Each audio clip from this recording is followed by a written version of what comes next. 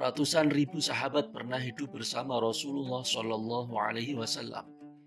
Menurut Imam As-Sakhawi, jumlah mereka tidak kurang dari 100.000 orang, 100.000 jiwa yang melihat langsung cahaya kenabian, yang bersujud di belakang Rasul, yang menangis ketika wahyu turun, dan tersenyum kala Islam mulai bersinar. Namun di antara mereka hanya 10 nama yang disebut secara terang oleh Nabi satu persatu di hadapan para sahabat sebagai penghuni surga. Bukan karena mereka yang lain tidak pantas, bukan pula karena surga hanya untuk 10, tapi ini adalah rahasia Allah, sebuah pengangkatan, sebuah penghormatan ilahi yang diumumkan melalui lisan manusia yang paling mulia di muka bumi. Diriwayatkan dari Sa'id bin Zaid bin Amr bin Nufail, beliau berkata, Rasulullah Shallallahu Alaihi Wasallam bersabda, ada 10 orang dari Quraisy yang berada di surga. Aku di surga, Abu Bakar di surga, Umar di surga, Utsman di surga, Ali di surga, Az-Zubair di surga, Talhah di surga, Abdurrahman bin Auf di surga, Sa'ad bin Abi Waqqas di surga. Sa'id pun terdiam sejenak. Para sahabat menoleh, bertanya-tanya, siapa yang ke-10 wahai Sa'id? Lalu ia menjawab, aku. Bayangkan satu kalimat dari Nabi yang mengubah nasib abadi seseorang. Satu kabar yang tidak disampaikan melalui mimpi, tapi diucapkan langsung oleh Rasul di hadapan umat. Namun para ulama sepakat ini bukan berarti yang lain tidak mendapat tempat di surga. Ini adalah seleksi kehormatan. Allah memilih siapa yang ia kehendaki dengan hikmah yang hanya ia yang tahu. Dan kita diberi kesempatan untuk mengenal mereka, mencintai mereka, dan semoga mengikuti jejak mereka. Kini satu persatu nama itu kita akan telusuri. Mereka bukan hanya nama, mereka adalah kisah, perjuangan, dan warisan iman yang hidup dalam sejarah Islam. Merekalah 10 sahabat yang dijamin masuk surga.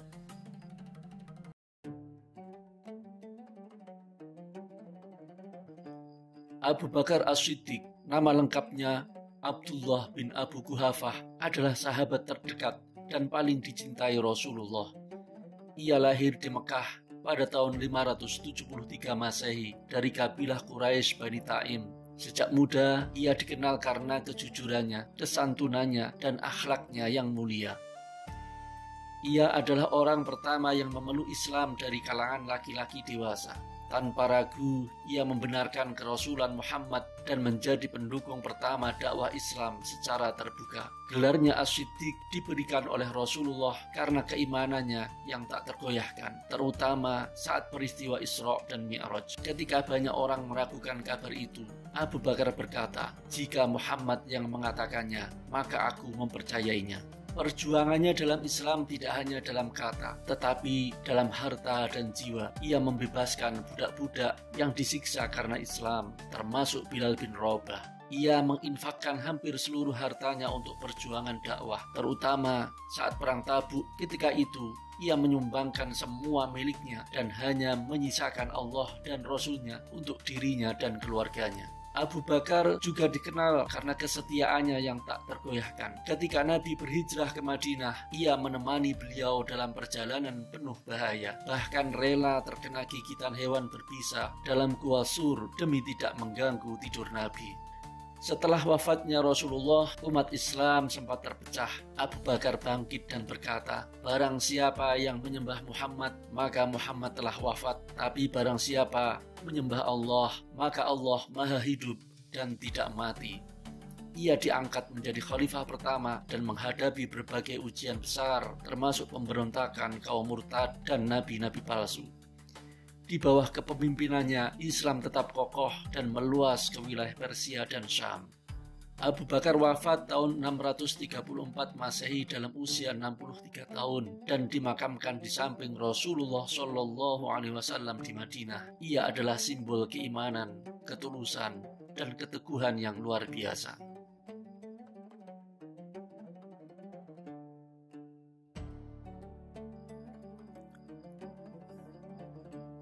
Umar bin Khattab bin Nufail adalah khalifah kedua dalam sejarah Islam dan termasuk sosok yang sangat berpengaruh dalam membangun peradaban Islam.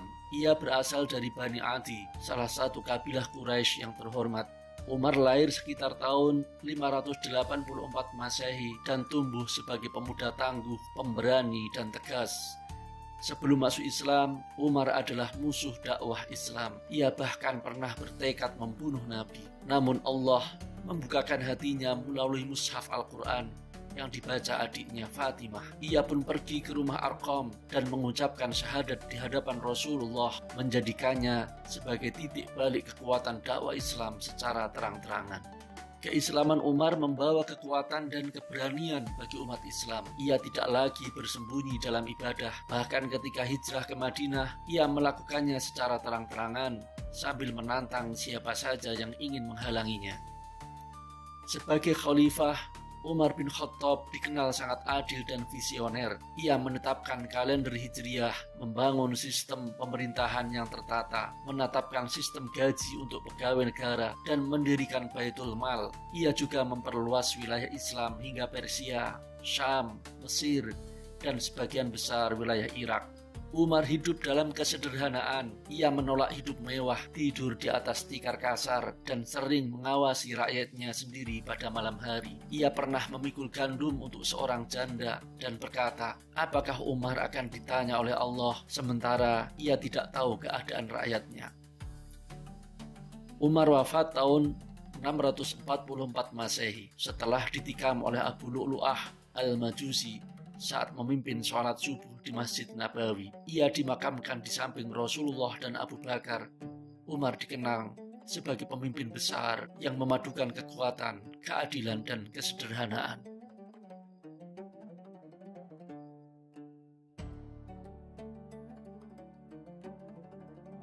Utsman bin Affan bin Abil As adalah khalifah ketiga yang menggantikan Umar bin Khattab. Ia berasal dari Bani Umayyah dan termasuk orang yang sangat dihormati di kalangan Quraisy karena kekayaannya, kehalusan akhlaknya, dan ketulusannya. Utsman memeluk Islam atas ajakan Abu Bakar, menjadikannya bagian dari golongan pertama yang menerima risalah Nabi. Ia dikenal sangat pemalu, bahkan malaikat pun merasa malu kepadanya, sebagaimana disabdakan Rasulullah. Rasulullah menikahkan Utsman dengan putrinya Ruqayyah, dan setelah wafatnya Ruqayyah, menikahkannya kembali dengan Ummu Kulsum. Karena itulah Utsman diberi gelar Dzun-Nurain, pemilik dua cahaya. Sebagai sahabat Nabi, Utsman dikenal sangat dermawan. Ia membeli sumura umah dari seorang Yahudi dan mewakafkannya untuk kaum muslimin. Ia juga membiayai perlengkapan pasukan dalam perang Tabuk secara besar-besaran. Ketika umat Islam kekurangan naskah Al-Quran yang baku, Utsman memprakarsai penyatuan mushaf dan penyebarannya ke seluruh wilayah Islam. Sebuah jasa besar yang masih kita rasakan manfaatnya hingga kini. Namun masa kekhalifahannya juga diwarnai fitnah. Kelompok pemberontak menebar propaganda hingga akhirnya mengepung rumahnya. Meskipun para sahabat menawarkan perlindungan, Utsman menolak pertumpahan darah sesama muslim. Ia memilih membaca Al-Quran di rumahnya hingga akhirnya syahid ditikam oleh para pemberontak. Ia wafat tahun 656 Masehi dalam usia 82 tahun. Darahnya menodai mushaf Al-Quran yang dibacanya, seolah menjadi saksi kesetiaannya pada agama hingga akhir hayat. Utsman adalah sosok keteladanan dalam kesantunan, pengorbanan, dan menjaga kemurnian wahyu.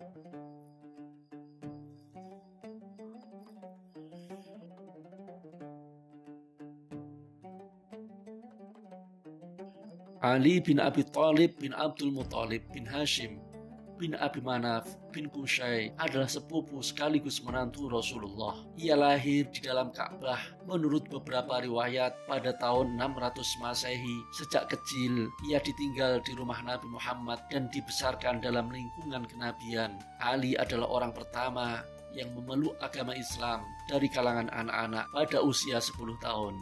Ali memiliki kecerdasan dan keberanian luar biasa. Ia terkenal dalam medan tempur sebagai panglima pemberani. Dalam perang Badar, Uhud, Khandaq, dan banyak lagi, Ali tampil sebagai pejuang utama. Dalam perang Khandaq, ia menghadapi dan mengalahkan Amr bin Abdul Wud, pendekar Quraisy yang sangat ditakuti. Rasulullah bersabda, pukulan Ali di hari Khandaq lebih utama dari ibadah seluruh umatku sampai hari kiamat. Malam hijrah Nabi, Ali menggantikan posisi tidur Rasulullah di ranjangnya, tindakan yang bisa mengorbankan jiwanya. Ini menjadi bukti cintanya kepada Nabi dan keimanan yang tak tergoyahkan. Ali juga menikahi Fatimah Az-Zahra, putri kesayangan Nabi, dan dari pernikahan ini lahirlah Hasan dan Husain, dua cucu kesayangan Rasulullah. Ali dikenal sebagai lautan ilmu. Rasulullah bersabda, "Aku adalah kota ilmu, dan Ali adalah pintunya." Ia menjadi rujukan dalam berbagai persoalan hukum dan tafsir selama masa kekhalifahan Abu Bakar, Umar, dan Utsman. Ali termasuk dalam 6 anggota Majelis Syuro yang dibentuk Umar untuk menentukan khalifah setelahnya. Setelah wafatnya Utsman bin Affan, Ali diangkat sebagai khalifah keempat. Masa pemerintahannya 656 sampai 661 Masehi penuh ujian. Ia harus menghadapi perang saudara dalam perang Jamal dan perang Siffin. Meskipun demikian, ia selalu berusaha menjaga keutuhan umat dan menegakkan keadilan. Ali wafat dalam keadaan syahid setelah ditikam oleh Abdurrahman bin Muljam, seorang khawarij, saat hendak melaksanakan sholat subuh di Masjid Kufah. Ia wafat pada usia 63 tahun. Makamnya diyakini berada di Nafaq, Irak. Ali adalah simbol keberanian, keilmuan, dan kesetiaan. Ia dihormati tidak hanya oleh umat Islam Sunni, tetapi juga sangat dimuliakan oleh kaum Syiah sebagai imam pertama.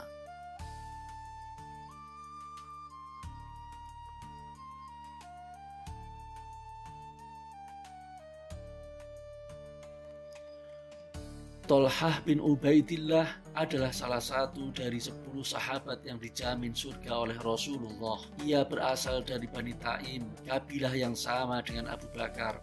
Tolhah termasuk dalam golongan as-sabiqun al-awwalun yang masuk Islam di awal-awal dakwah melalui ajakan Abu Bakar. Ia dikenal sebagai sahabat yang pemberani dan dermawan. Dalam perang Uhud, ia menjadi tameng hidup bagi Rasulullah. Diriwayatkan bahwa Tolhah menangkis anak panah dengan tangannya sampai tangannya terkulai. Ia mengalami lebih dari 70 luka dalam perang itu, namun tidak mundur selangkah pun dari sisi Nabi. Rasulullah bersabda, "Barang siapa ingin melihat syahid berjalan di muka bumi, maka lihatlah Tolhah." Tolhah juga dikenal sebagai pedagang sukses dan sangat dermawan. Ia kerap menyumbangkan hartanya untuk kepentingan umat. Dalam satu kesempatan, ia menyumbangkan seluruh hasil panennya yang besar hanya dalam satu hari. Ia tidak pernah ragu untuk berbagi dengan kaum miskin dan fakir. Dalam konflik politik setelah wafatnya Utsman, Tolhah terlibat dalam perang Jamal bersama Aisyah dan Zubair bin Awam. Ia akhirnya mundur dari medan perang setelah mendengar seruan Ali tentang perdamaian. Tak lama kemudian, ia gugur oleh panah yang dilepaskan oleh pasukan Marwan bin Hakam. Ia wafat sebagai syahid pada tahun 656 Masehi dalam usia 64 tahun. Tolhah dikenang sebagai simbol pengorbanan, keberanian, dan loyalitas sejati kepada Nabi Muhammad SAW.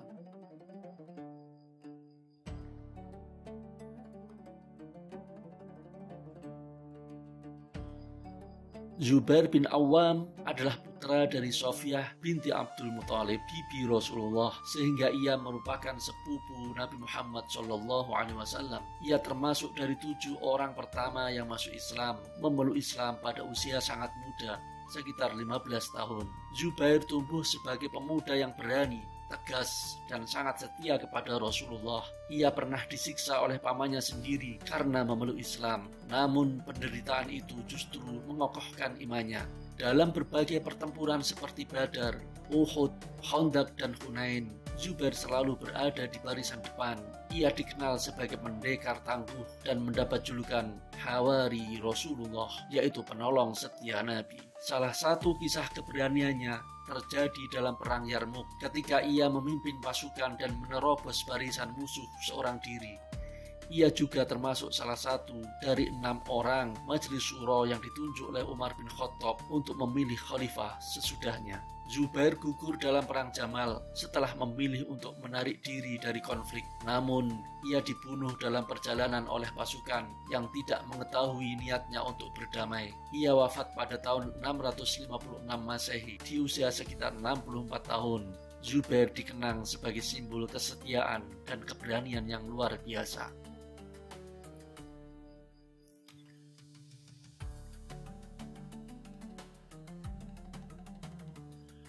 Abdurrahman bin Auf adalah salah satu sahabat terkaya dalam sejarah Islam. Ia berasal dari Bani Zuhrah dan merupakan salah satu dari 8 orang pertama yang memeluk Islam. Nama aslinya adalah Abdu Amr, namun diganti oleh Rasulullah menjadi Abdurrahman, yang berarti hamba Tuhan yang maha pengasih. Sebagai pedagang yang andal, Abdurrahman memiliki kekayaan yang sangat besar, namun ia tidak pernah lalai untuk menginfakkannya di jalan Allah. Ia menyumbangkan harta dalam jumlah besar pada berbagai kesempatan, termasuk ketika mendanai sebagian besar kebutuhan pasukan perang Tabuk. Diriwayatkan pada suatu hari ia membawa 700 unta syarat muatan sebagai sumbangan, membuat Madinah bergemuruh oleh keheranan. Ia juga dikenal sangat tawadhu dan rendah hati. Ketika ditawari jabatan, ia menolaknya dengan sopan. Dalam pemilihan khalifah pasca wafatnya Umar, Abdurrahman ditunjuk sebagai penentu dari 3 kandidat. Ia akhirnya memilih Utsman bin Affan setelah melakukan musyawarah dengan umat Islam di Madinah.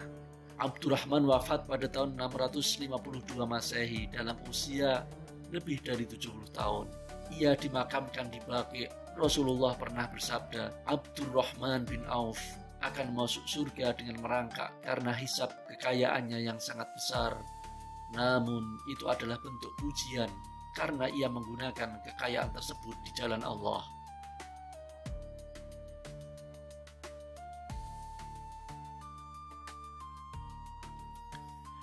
Sa'ad bin Abi Waqqas adalah salah satu dari 10 orang pertama yang memeluk Islam. Ia adalah anak dari Aminah binti Wahab, kerabat dekat ibunda Rasulullah, menjadikannya sebagai sepupu Nabi dari garis ibu. Ia masuk Islam pada usia 17 tahun.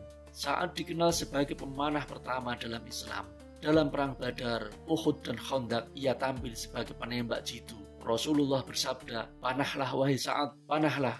Semoga Allah menebusmu dengan ayah dan ibuku." Sebuah penghormatan langka dari Nabi. Doa-doa Sa'ad dikenal mustajab. Ketika seseorang memfitnahnya, Sa'ad berdoa agar menampakkan keadilan. Orang itu pun mengalami kebutaan dan meninggal dalam keadaan tragis. Sa'ad juga dikenal sebagai panglima besar dalam perang Qadisiyah, memimpin pasukan Islam dalam penaklukan kekaisaran Persia. Ia wafat pada tahun 674 Masehi di usia sekitar 80 tahun dan merupakan sahabat terakhir dari 10 sahabat yang dijamin masuk surga yang wafat. Ia dimakamkan di Baqi'. Sa'ad adalah simbol kekuatan, keberanian, dan keteguhan iman.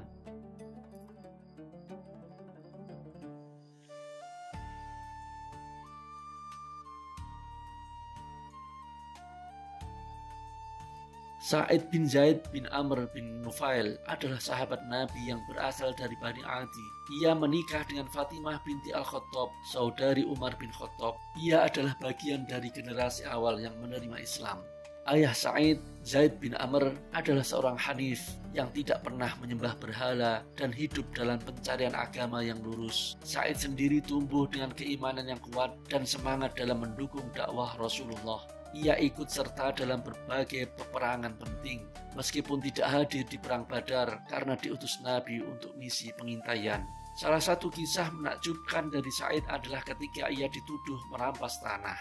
Ia berdoa, "Ya Allah, jika ia dusta, butakan matanya dan matikan dia di tanahnya." Tak lama kemudian, orang yang menuduhnya benar-benar celaka di atas tanah tersebut dalam kondisi buta. Sa'id wafat pada tahun 671 Masehi. Ia hidup tenang dan menjauh dari pertikaian politik. Ia adalah simbol kesetiaan, kejujuran, dan doa yang mustajab.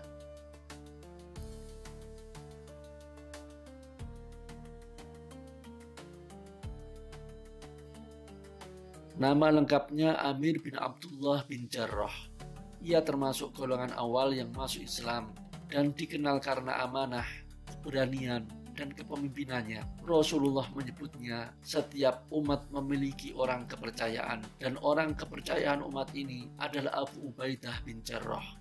Abu Ubaidah ikut serta dalam semua peperangan penting Rasulullah. Dalam perang Uhud, ia meninggalkan 2 potongan besi yang tertancap di wajah Rasulullah dengan giginya sendiri hingga giginya patah. Ia juga menjadi panglima dalam banyak ekspedisi militer besar Setelah penaklukan Syam, Umar bin Khattab mengangkatnya sebagai gubernur. Namun ia tetap hidup sangat sederhana, tidur di atas tikar kasar dan memakan makanan rakyat jelata. Ketika Umar mengunjunginya dan melihat kehidupannya, Umar menangis karena menyaksikan ketulusan seorang pemimpin sejati. Abu Ubaidah wafat pada tahun 639 Masehi akibat wabah Ta'un Amwas di Syam. Sebelum wafat, ia berpesan kepada rakyatnya agar tetap berpegang teguh pada agama dan tidak berbuat zalim. Ia dikenang sebagai pemimpin yang amanah, rendah hati, dan sangat dipercaya. 10 nama tersebut, mereka bukan sekedar manusia biasa. Mereka adalah bintang-bintang penunjuk jalan, pejuang yang mengorbankan segala demi Islam dan kekasih Rasulullah Shallallahu Alaihi Wasallam. Mereka dijanjikan surga bukan tanpa sebab, tetapi karena keimanan, kesetiaan, dan pengorbanan yang tak terhingga. Semoga kisah mereka menjadi cahaya bagi hidup kita, dan semoga Allah mengumpulkan kita bersama mereka di surganya. Amin.